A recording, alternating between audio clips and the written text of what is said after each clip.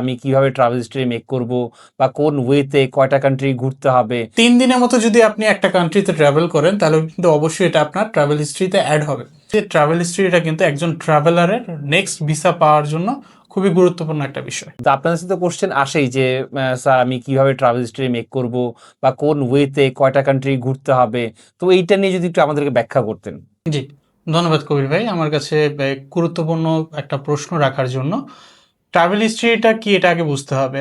Travel history হচ্ছে একজন ব্যক্তি যখন কোনো নতুন দেশে ট্রাভেল করে তখন তার পাসপোর্টটা কিন্তু কিছুটা ভারী হয়।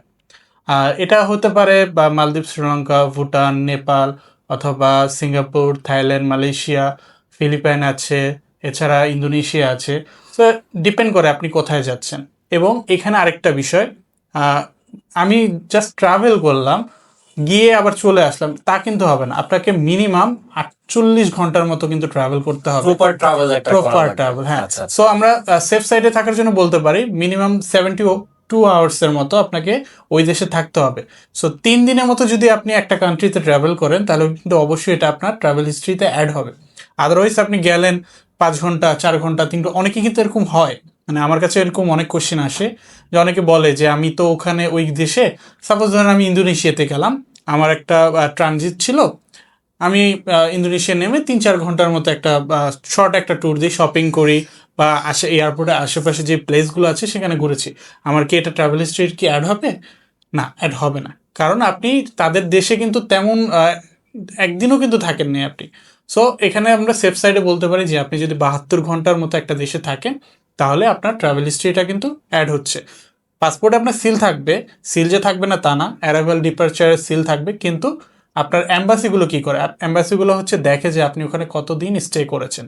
সো মিনিমাম 3 দিনের মতো যদি স্টে না করেন তাহলে এগুলো কোনো অ্যাম্বাসি এটা কাউন্ট করে না, প্রপার ট্রাভেল হিসেবে ধরে না, কাউন্ট করে না তাকে। প্রপার ট্রাভেলার হিসেবে দেখেন না।